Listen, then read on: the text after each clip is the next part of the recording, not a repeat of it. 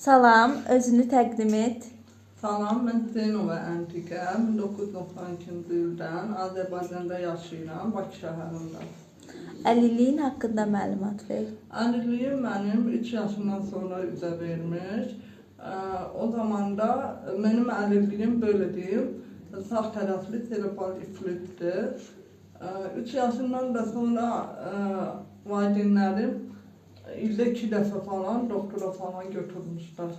Yəni müalicələr sayəsində biraz yaxşı olmuşam. Əlilliyi olmağın mənfi və müsbət tərəfləri. Mənim üçün mənfi tərəfi yoxdur. Sadəcə olaraq mənfi tərəf insanların baxış tərəfidir. Sağlam insanları, yəni əngəlli birinin həyatda heç zaman qabağa getməməsi düşüncəsidir. Heç də elə deyil.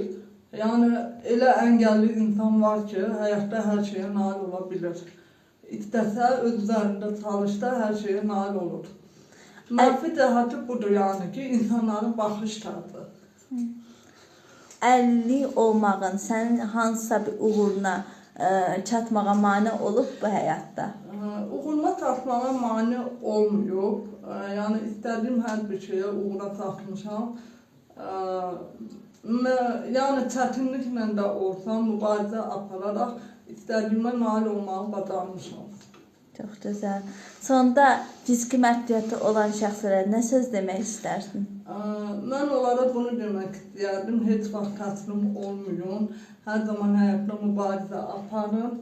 Həyat gözəldir, yaşamağa dəyər. Özünüzü sevin. Çox sağ ol, təşəkkürlər.